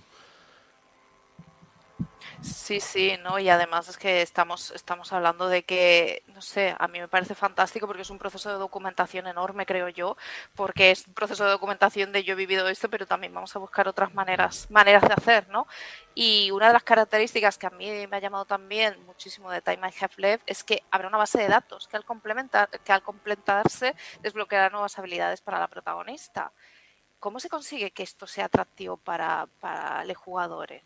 ¿Sabes? ¿Cómo conseguís que realmente tenga ganas de explorar y de desbloquear todo esto?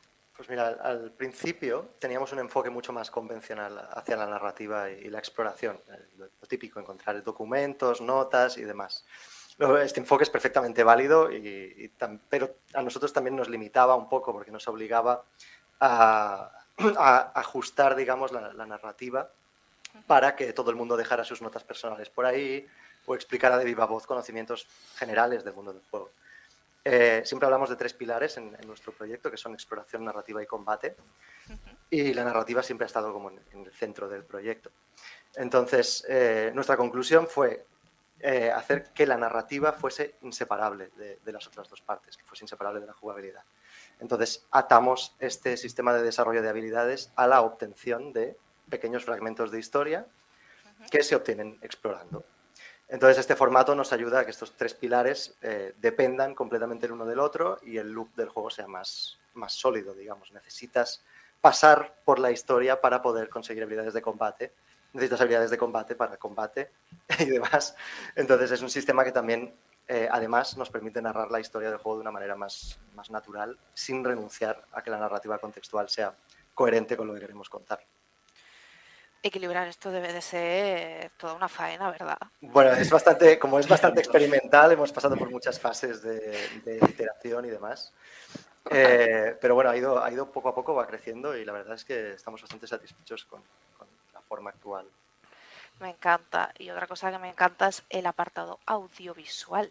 Es que para mí es impresionante, muy fluido. Esa paleta de colores es increíble. Yo no sé qué características tuvisteis claras desde el principio y qué otros habéis ido añadiendo a medida que el proyecto crecía o que de manera orgánica lo pedía, ¿no?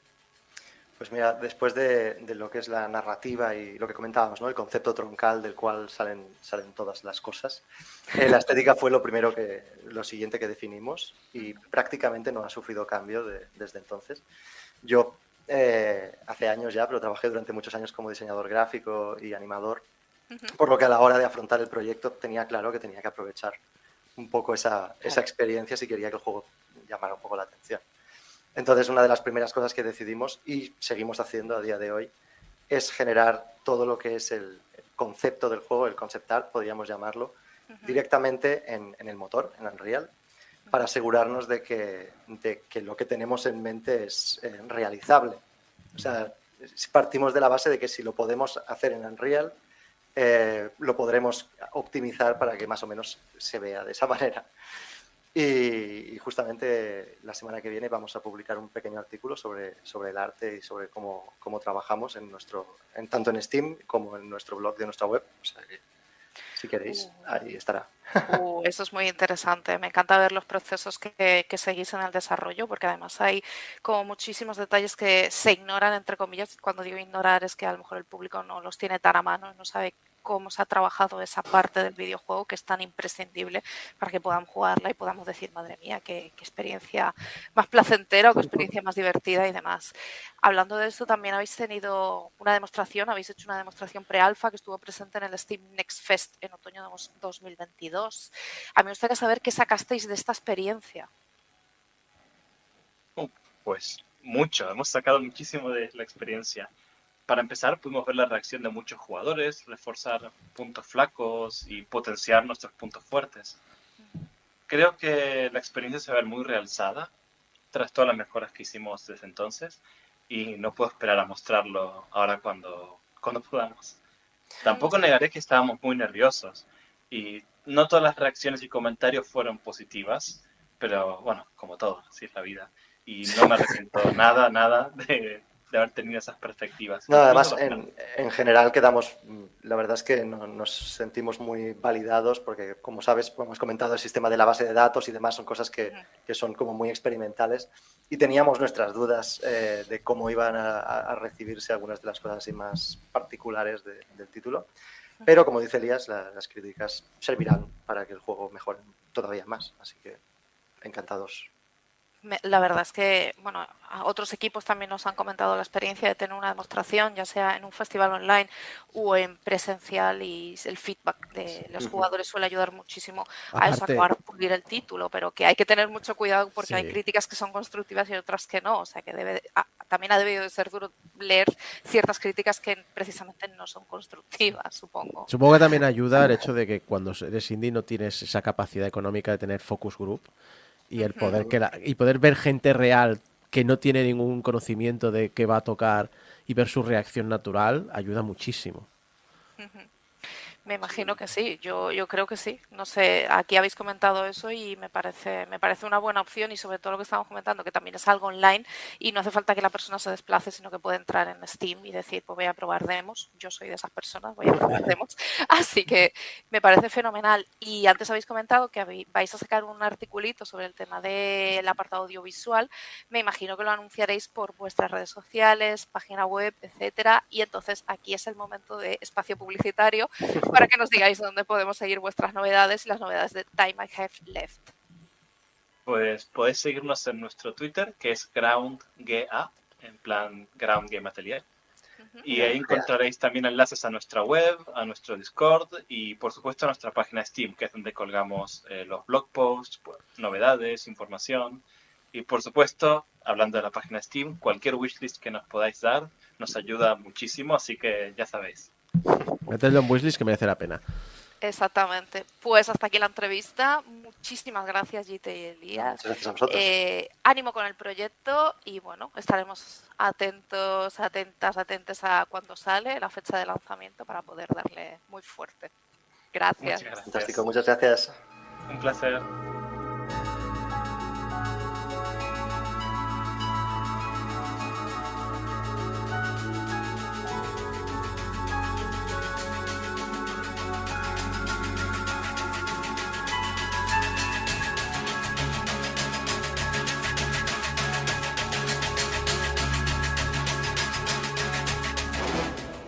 Estás entrando en el mundo de los gráficos 3D en tiempo real. Un mundo donde solo hablaremos de realismo, arcade y un modo de vida. A un mundo donde los objetos y los personajes toman forma. Un mundo donde los seres humanos están libres de movimiento. Entra en el mundo de PlayStation.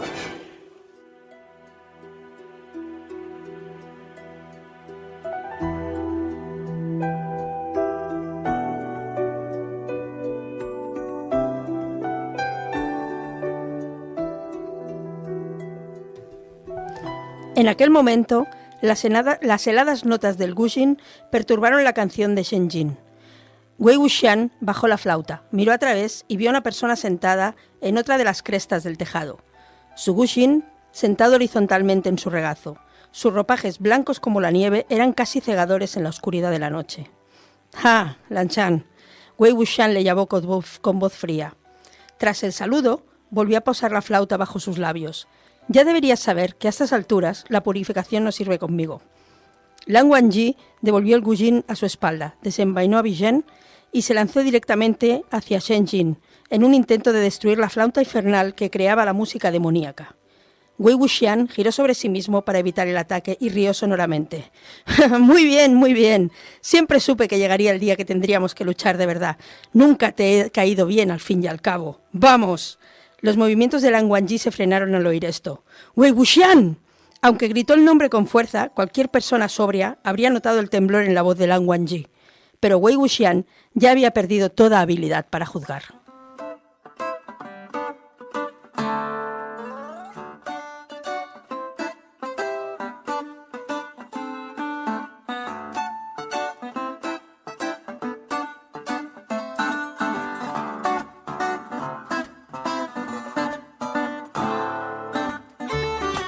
Es la hora de las letras y esta semana tenemos a las dos personas artífices de llevarla... Me siento muy ofendido por esta sección, porque esto es intrusismo. Tú No. hablas de escritores clásicos y yo hablo de escritores modernos. Bueno, esto va a ser un clásico en el futuro y por tanto, cuenta. Bueno, lo dicho, esta semana o este mes le toca a Mari, que nos has traído pues un género del que ya oímos hablar precisamente a Abraham, que es el tema de la cultivación china, la cultivación espiritual. Sí, bueno, ya lo comentaré un poco más adelante, como aquí es realmente un tema muy tangencial, pero sí, hoy yo os traigo, como decíamos hace un momento, no es un clásico de la literatura, pero es una obra que yo creo que en el futuro se considerará como tal y además necesitaba sacar todo esto de dentro. Este es el espacio. Sí, estás viendo ciertos... Sí. ¿Cómo los llamaríamos? ¿Cedramas? Bueno, dijéramos que me he enganchado un poco. Hoy vengo a hablaros del Grandmaster of Demonic Cultivation, Mo Dao Sushi para los amigos. Sobre la autora, la verdad es que no puedo hablar mucho, no se sabe mucho de ella. El nombre que aparece en sus libros, Mo Xiang Tongxu, es un seudónimo, because of reasons, como que la censura en China y el estricto control del Estado. Pero es una escritora muy prolífica, o sea, lleva escritas y publicadas 3 sagas de miles de páginas cada una, y capitulillos extras varios, y se hizo muy famosa en un portal online donde los autores publican las novelas, y los más leídos pues llegan incluso a publicarlas. La curiosidad que tengo es, ¿esta persona vive de esto? Porque en el momento que hay cierta transacción económica ya hay un rastro donde puedes saber quién es esa persona. Entonces no sé si el gobierno es esto no lo permito oficialmente, pero extraoficialmente no os lo voy a prohibir porque no deja de ser un desahogo, o si realmente es lo estoy haciendo de tapadillo. No lo sé no he encontrado tampoco mucho sobre el tema, no sé hasta qué punto.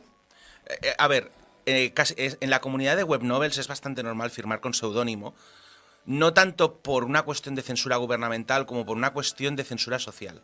Es decir, estás escribiendo novelas, digamos, estás escribiendo baja literatura para consumo masivo y muchas veces mientras estás teniendo obviamente un segundo trabajo. Entonces hay mucha gente que considera que es mejor firmar con seudónimo, pero esto pasa literalmente en todo el mundo. Sí. No, pero yo digo... No es una cosa de China. Es en Japón también pasa, en Corea también pasa y en Estados Unidos también pasa. Me refiero a cuando en China y en muchas de estas novelas se tratan temática LGTBI, que es una cosa muy controlada y demás. Está controlada, pero no es... A ver, hay cosas peores. Vale. En China tienen... a ver, básicamente, no está criticando al gobierno, no pone esqueletos y no hay escenas explícitas. Al menos no demasiado. Tú ya me enteras. No sé qué entiendes tú por demasiado explícitas. Eso.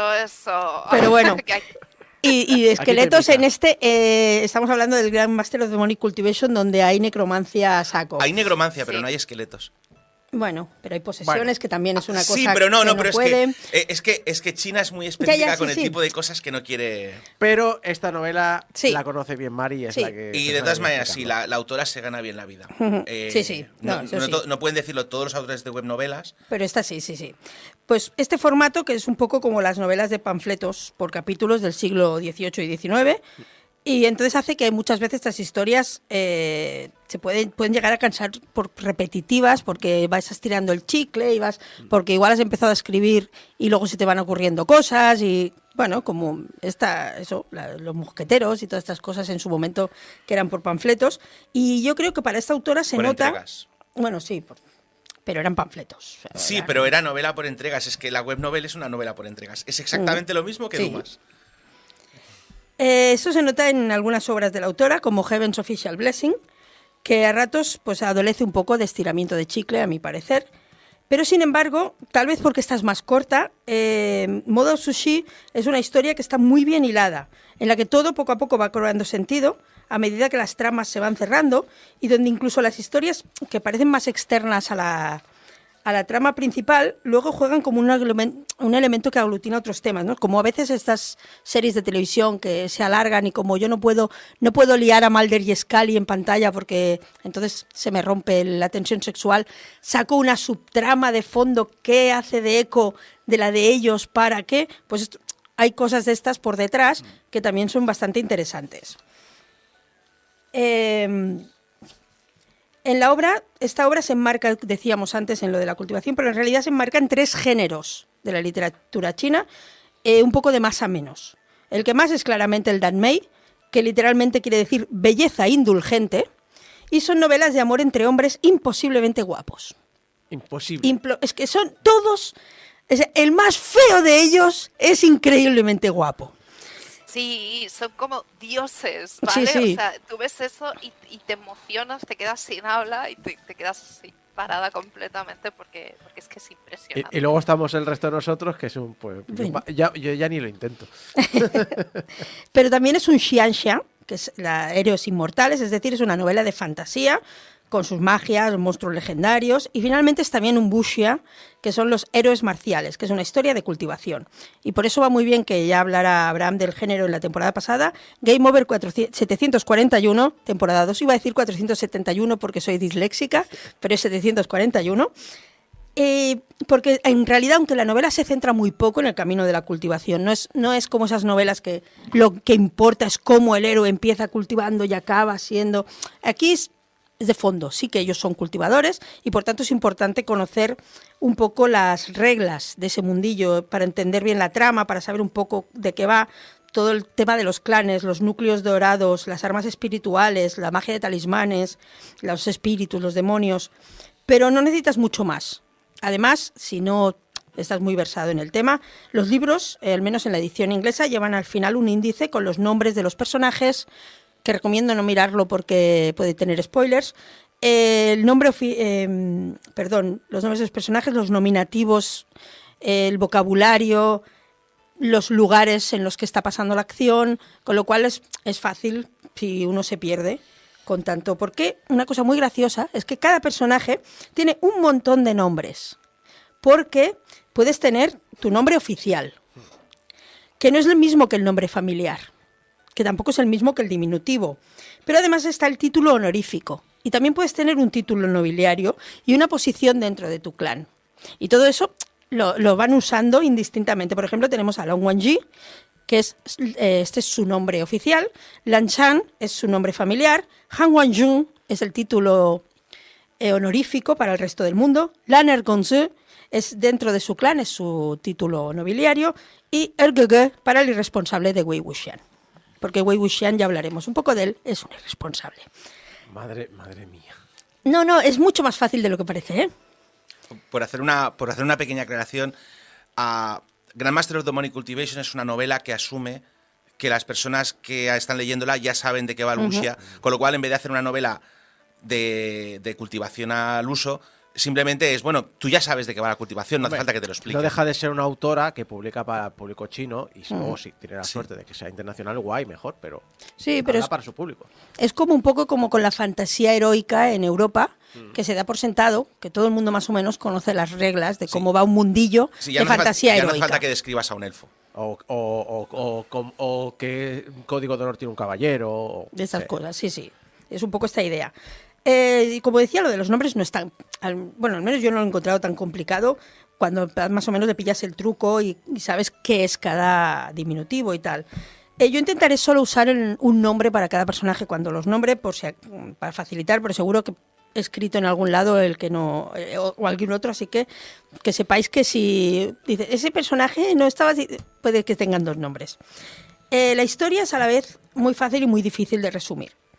En sí es la historia de Wei Wuxian, que es un genio de la cultivación, desenfadado, bocas, liante, fiestero, bebedor, ruidoso y de costumbres desordenadas, al que se le perdona todo porque en el fondo es un trozo de pan que siempre simpatiza con el underdog, ¿sabes? Con la persona que lo esté pasando peor, ahí va a estar él para ayudarlos. Y además, él cuida furiosamente de las personas a las que ama.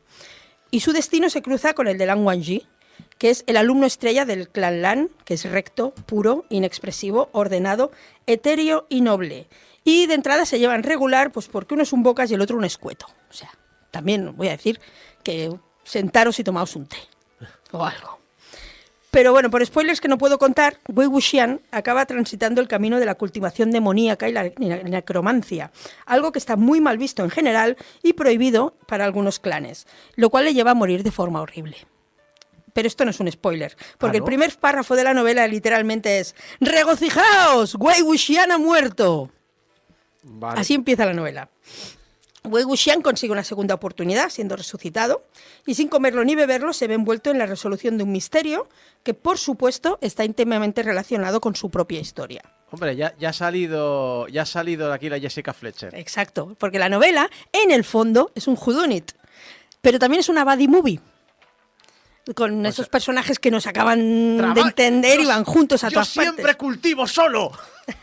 Y también es una una historia de guerras, de traiciones, de muerte, pero sobre todo es una historia de amor que se cuece lento. Tan lento como es Wei Wuxian en pillar algunas cosas, porque mira que para ser un genio es tonto. Mira, ya me puedo sentir relacionado. Desde mi punto de vista, los puntos más fuertes del libro son, por un lado, la narración, que no es lineal en términos de cronología, lo que hace que tardes en darte cuenta que Wei Wuxian, en el fondo, es cuanto menos un narrador poco fiable de su propia historia. Es un tipo con pésima memoria para lo que no le interesa y además está demasiado centrado en sí mismo en ocasiones. Con lo cual, tampoco te puedes fiar del todo de lo que te está contando. Igual hay más detrás de todo esto. Otro punto fuerte son los personajes, porque cada personaje tiene una personalidad muy marcada, una voz propia, que le da a la novela una entidad en el fondo de historia coral, aunque sea la historia de Lan Wangji y Wei Wuxian, que va más allá de este protagonista. Y hay personajes además que son espejos deformados los unos de los otros, ecos, historias casi paralelas, pero que no fueron por los mismos caminos, pues por because of reasons, de nuevo. Y los villanos también son bastante variados. Tenemos, por un lado, los típicos villanos muy arquetípicos, el poderoso emperador malvado al que no le viene de matar a millones de personas para conseguir el poder, o el villano típico que es tan patético como ruin y, por tanto, muy peligroso. en toda esa mezquindad. Pero luego tenemos villanos mucho más complicados, villanos con los que casi correremos el peligro de simpatizar, personajes oscuros cuya dramática historia llega a un punto de inflexión en algún momento que te hace preguntar qué podría haber sido de ellos si otra gente se hubiera cruzado en su camino en aquel momento. O tal vez no, porque a veces la sociopatía y la psicopatía pues son de nacimiento, ¿no? Pero ahí está la pregunta. A veces las puedes llevar por un camino o por otro. Exacto. Te puedes hacer CEO de una empresa o matar a mujeres por las noches. Depende de qué tipo de psicopatía. La autora balancea muy bien todas estas historias dramáticas que comentaba, con escenas bastante gores y a la vez con el humor más petardo. Porque el humor es muy petardo. Podemos estar en una escena súper tensa con el corazón en un puño y que de repente Wei Wuxian abra la boca para decir lo más inadecuado que uno pueda imaginar. Wei Jing no es el único recurso cómico, pero mucho del humor deriva de esta personalidad irreverente y eso hace que se le quiera muy mucho. Por un momento he pensado en el Goku pequeño, de no sé lo que está ocurriendo. Bueno, pero el problema con Wei Jing es que sí que muchas veces sí que sabe lo que está diciendo. Lo sabe muy mucho. Sí, es una estrategia que sigue. Él es así y vale, en parte es así, pero en parte lo hace adrede como para poder mover los eventos que hay alrededor. Además, por cosas de la trama, durante una época de los libros, tiene que fingir estar un poco para allá y lo finge muy bien. Lo finge demasiado bien. Te haces preguntas. Sí. En plan, es que no quiero hablar mucho de la trama, pero lo que sí que quiero remarcar es lo importante que es prestar atención a todos los detalles. Porque, como os decía, Wei Wuxian es un narrador muy poco fiable, por un lado, y además la historia está contada con saltos temporales. Y el segundo personaje principal es una persona que apenas abre la boca. Se expresa a través de sus actos, que son mucho más elocuentes que la miríada de palabras que pueda soltar Wei Wuxian por la boca. Pero, claro, todo esto tiene que interpretarse. Y bueno, Lan Wangji es una contrapartida perfecta al desastre vital que es Wei Wuxian. Y bueno, sobre los personajes femeninos quería comentar que hay muy pocos, eso sí, o sea, lo que tiene un género cuya base son los hombres indulgentemente guapos es que hay pocos personajes femeninos, pero las que aparecen también tienen personalidades muy definidas, no son de fondo, y tienen bastante peso en la trama, aunque no sean protagonistas. Todas molan mucho, desde la más delicada como es Yan Yanli, cuyo poder son las sopas, el amor y la paciencia. Madre mía, parece un anuncio de esposa oriental en la cultura asiática. Yan Yanli es perfecta. Y Madame Yu, que con su látigo de rayos púrpura y su mala hostia infinita, pues es que mola mogollón. Ya, a mí me parece más perfecta esta, pero... Bueno, tendrías que ver la historia. Que ver la historia, exacto. Y finalmente quiero destacar el poder del rumor y de la masa, que está muy bien enmarcado en la obra, cómo la fama y la admiración pueden convertirse en resentimiento y miedo, y cómo al final lo importante es vivir según tus propios principios, no por el aprecio de la sociedad. Y cómo el camino al infierno puede estar cimentado a veces en las mejores de las intenciones. Otras veces no, otras veces el camino al infierno está cimentado en manipulación, mentiras y asesinatos. Pero incluso la buena gente, ser recto y justo no te garantiza un final feliz si te sales del camino marcado por la sociedad. Eso un poco me da miedo, cuando es muy de costumbres impuestas por los demás. Bueno, no es muy claro, pero sí que es, bueno, lo que comentaba, el camino de la cultivación demoníaca se supone que es una herejía. Entonces, claro, si tú estás transitando un camino hereje, a ratos, pues igual nos va muy bien que este tío levante ejércitos de los muertos, pero a ratos, pues igual no nos gusta tanto. Entonces tienes que decidir qué quieres hacer con tu vida. Sí, es que puedes decidirlo. Para mí, la historia contiene todo lo que me gusta. Hay magia, hay zombies, hay tramas políticas, hay dramas familiares, hay humor petardo, hay historias trágicas y un amor que necesita dos vidas para que dos idiotas muy listos aprendan a leerse el uno al otro.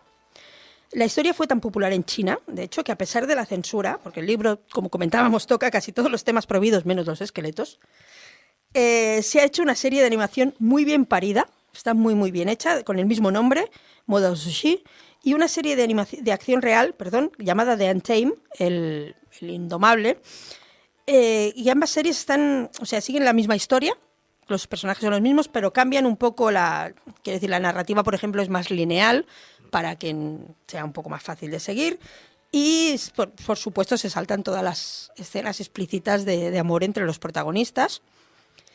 Pero, de todos modos, la gente que hay detrás de las series sabía muy bien el material que estaban tocando y le tenían respeto, por lo que no hay ninguna duda en ninguna de las versiones de los sentimientos de los personajes los unos por los otros. Y, por ejemplo, en la serie de acción real, los creativos, el director y compañía, decidieron que si no había beso LGTB, no iba a haber besos de ningún tipo, ni heteros, ni de nadie. O sea, las parejas heterosexuales que hay en la serie. De hecho, solo hay un beso en toda la serie y es de un señor creepy con una prostituta. Y además hay introducido un montón de sutilezas culturales chinas que, claro, a nosotros pues, nos parece, vea, qué divertido, le está regalando gallinas, pero todo esto para China representan pedidas de mano, cortejo o incluso matrimonio. Por tanto, todo está ahí. Y además el uso de compañero del alma, soulmate, como una especie de alma gemela en el mundo de la cultivación, un espíritu afín con el que desfacer entuertos y llegar al máximo de nuestro potencial no homo. Por supuesto. No homo, bro. En absoluto. Nos hemos masturbado mi compañero de piso y yo. No homo. No bro. homo. Yo personalmente las recomiendo mucho, las dos series, pero primero recomiendo el libro, más que nada por un tema de que yo personalmente disfruto más si lo leo. Pero como complemento son maravillosas y la música es muy buena en ambas. Y últimamente, cuando necesito ponerme música de fondo para hacer cosas, apenas escucho otra cosa. Respecto a la edición, de momento, como comentaba un poco más arriba, no está en castellano. La edición en inglés por Seven Seas es bastante bonita. Son 5 tomos, ilustrados todos. E incluso han añadido algunos extras en el último tomo, como postales, stickers, una libretita. Sé que hubo alguna polémica por la traducción de algunos términos en el primer libro, pero se tomó nota de ello y lo han corregido para luego. Y de momento en castellano, aunque hay rumores de que podría llegar para diciembre se dijo tal editorial, no sé qué, a ver qué dicen, solo hay traducciones de fans que circulan por Wattpad y parte del manhwa que está editado por Norma, que están en ello. El manhwa, que no lo he mencionado, también está muy bien. El dibujo es muy gracioso, es aquello de lo mismo. Me recomiendo el libro, porque el manhwa se deja muchos detallitos, pero como complemento es muy gracioso, el dibujo es muy chulo. Y, en fin, que para mí es el tipo de historia que estaba esperando desde la adolescencia, que si ahora me ha dado tan fuerte, esto llega a caer en mis manos a los 16, y yo me habría apuntado a clases de Gujin y tratado de aprender chino, como si no hubiera un mañana, igual que trate de aprender japonés. Así que si queréis pasar un rato entretenido, pues le echáis un ojo y me decís. Al fin y al cabo, yo creo que necesito más gente con la que enfanguilear. Y memes. Sí, muchos memes. Pues aquí tenéis la obra de... ¿Cómo era? Se me ha escapado el nombre. La Grandmaster of Demonic Cultivation. El gran maestro de la cultivación demoníaca, más literatura china, que creo que poco a poco está pegando fuerza en Occidente. Es una de esas cosas que no te fijas cuando ya tienes 1000 fandoms y de repente te giras y dices, ¿qué ha pasado aquí? ¿Qué ha ocurrido? ¿Qué ha venido esta industria enorme? Que hizo un programa de radio sobre ello. Claro. Sí, sí. Y luego además hay mucha ciencia ficción china que están traduciendo ahora, que también está muy bien. Sí. Pues a ver en qué se traduce esto en el futuro, que creo que va a ser muy interesante.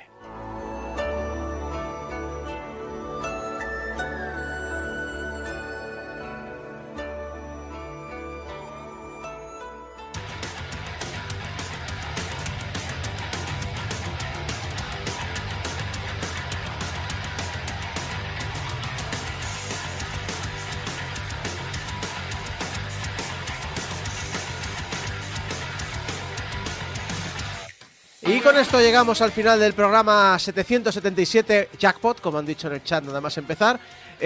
Muchas gracias a todo el equipo que me ha acompañado durante estas 2 horas, Abraham Limpo, Mari Puello, Débora López, si ven ustedes Isaac Viana, y gracias a Erin, que también nos acompañó en el estudio. No la podéis ver, pero está aquí, acompañándonos. Y lo dicho, recordad que nos podéis ayudar a mantener nuestro hosting con todos los MP3 de los 24 años que llevamos haciendo este programa. Bueno, 23 porque la temporada 0 no tenemos ninguna copia, pero bueno, 23 años de programas lo tenéis en la web. Nos podéis ayudar a mantenerlos online en portalgameover.com/donaciones. Recordad que si vais a portalgameover portalgameover.com/donaciones. Ese dinero pasa directamente a nuestro proveedor de servicios y nos lo descuentan de allí cuando nos toca pagar la factura. Y que nos podéis escuchar, pues lo dicho, si vivís en Sallón de Espí, pues sí, nos podéis poner la radio y escucharnos, pero en la mayoría de sitios, pues eso, el directo, pues en youtube.com/portalgameover o en radiodespí.net, pero si no, os vais a cualquier programa de podcast favorito que tengáis, buscar Game Over, nos bajáis el programa, estamos también en iVoox, en YouTube, Spotify, etcétera, etcétera, y que nos podéis enviar vuestros mensajitos de amor a público@portalgameover.com y vuestros mensajitos de odio a la mitad de la población masculina en España, somos tontos para no enterarnos de cosas, @portalgameover.com, y que nos deis 5 estrellas en Spotify, que esta semana hemos tenido 0 votos. Ue. ¡Ué! Al menos no hemos tenido votos negativos. Exacto, al menos nos han ¿Ves? quitado votos. Muchas gracias a todos por acompañarnos durante estas 2 horas de programa y recordar que volvemos la semana que viene con el programa 778 de Game Over. Hasta entonces, adiós.